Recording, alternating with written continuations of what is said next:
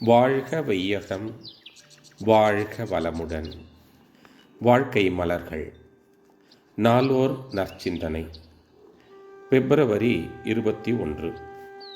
தலைப்பு: தியானமும் எண்ணமும்.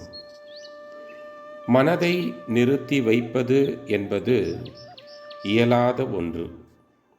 ஆகவே தியான பயிற்சியாளரை அவ்வாறு செய்யச் சொல்வது எந்த பயனையும் அளிக்காது. நீங்கள் செய்ய வேண்டியதெல்லாம் மன இயக்கத்தை சற்று ஒழுங்குபடுத்துதல்தான். அவ்வாறு ஒழுங்குபடுத்துதல் என்பது நம் தவ முறையிலும் அகத்தாய்வின் மூலமும் நிச்சயம் சாத்தியமான ஒன்றுதான். சாதாரணமாக மனம் ஓர் இடத்தில் நிலைப்பதில்லை. ஏனெனில் உணர்ச்சி வயப்பட்டும் வேகமாகவும் செயல்பட்டே அது பழகி விட்டிருக்கிறது. உதாரணமாக, மழை நீரானது புவி ஈர்ப்பு விசைக்கேற்றபடி தனது பாதையை அமைத்து கொண்டு ஓடும். மீண்டும் மழை வரும்போது அதே பாதையின் வழியாகத்தானே ஓடும். அது வேறு திசையில் செல்ல முயற்சிப்பதில்லை.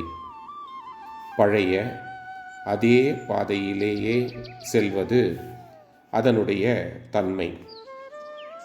மனமும் அதுபோன்று தான் செயல்படுகிறது.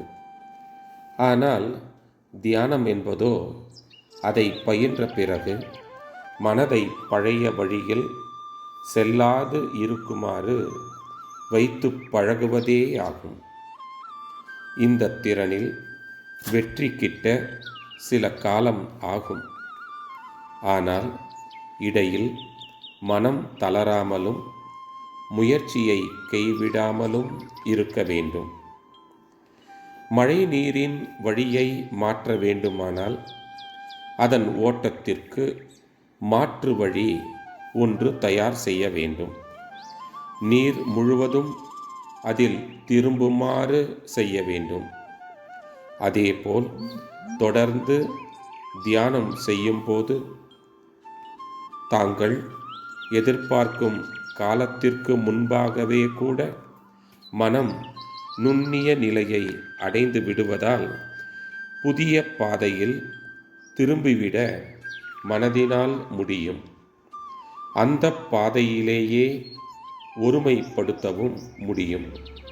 ஆரம்ப பயிற்சி அன்பர்கள் நிறைய பேர் உட்கார்ந்து தவம் செய்யும் கூட்டுத்தவத்தில் கலந்து கொள்ளும்போது அவர்களின் தவ ஆற்றலும் சேர்ந்து அந்த கூட்டுத்தவத்தில் கலந்து கொள்ளுகின்ற ஆரம்ப சாதர்களின் ஆற்றலும் சிறிது சிறிதாக பெருகி வரும்.